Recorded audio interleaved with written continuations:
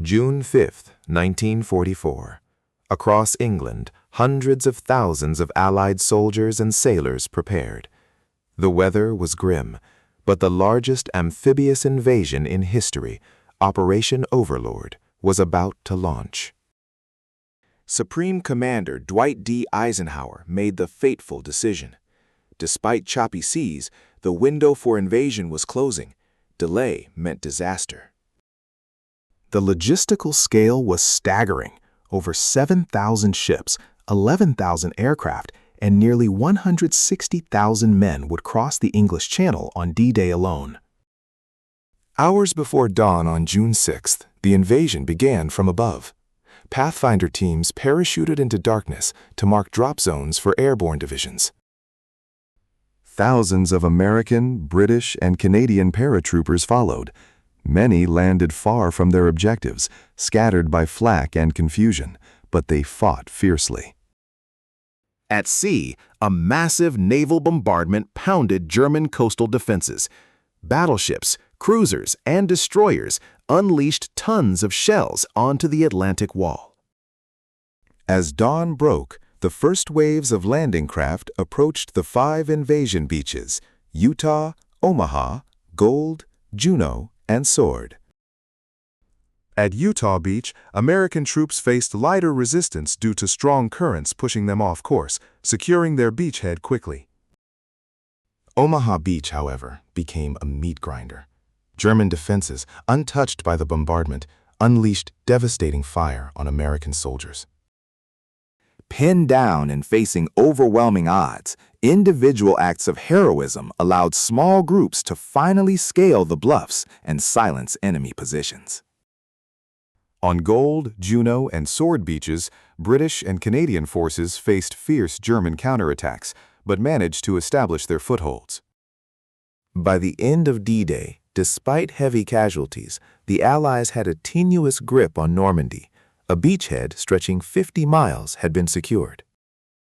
The invasion was just the beginning. The Battle of Normandy would rage for another 2.5 months, a brutal slugfest for every inch of French soil. Allied engineers worked tirelessly to construct artificial harbors, the mulberries, to keep vital supplies flowing ashore after devastating storms.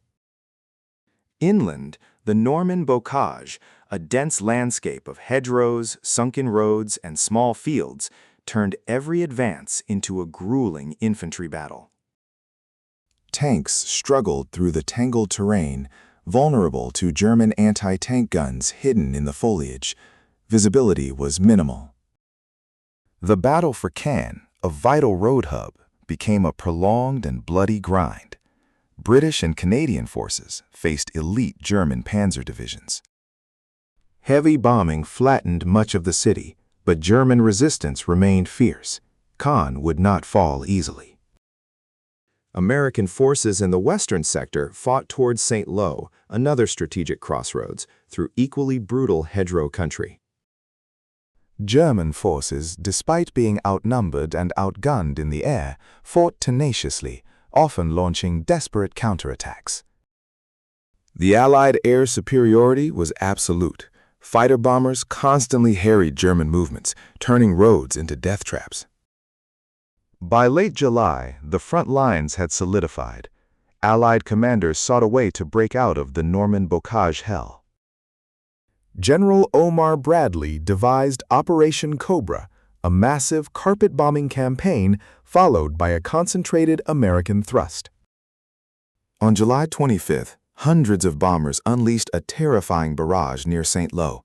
Friendly fire incidents caused tragic casualties, but the German line shattered. The American forces, led by General George S. Patton's Third Army, poured through the breach, finally breaking out of the Bocage. Patton's armored divisions moved with unprecedented speed, executing a wide-sweeping maneuver that threatened to encircle the entire German Seventh Army. Hitler's counterattack at Mortain, aimed at cutting off Patton's forces, failed catastrophically, further exposing the German flank. Allied armies converged on the Falaise Pocket, trapping between 150,000 and 200,000 German soldiers. What followed was a brutal slaughter. Allied artillery and air power decimated the trapped German forces trying to escape the shrinking pocket. Thousands of German soldiers were killed or captured. The Falaise Pocket marked the decisive end of the Battle of Normandy. With the German army shattered in Normandy, the road to Paris was open. On August 25th, the French capital was liberated. The invasion of Normandy and the subsequent battle were triumphs of planning, courage, and immense sacrifice. Over 200,000 Allied casualties were sustained. German losses were even higher, with an estimated 450,000 killed, wounded, or captured. The Wehrmacht never fully recovered. The success of Operation Overlord paved the way for the Allied advance across France and into Germany, bringing the war in Europe closer to its end.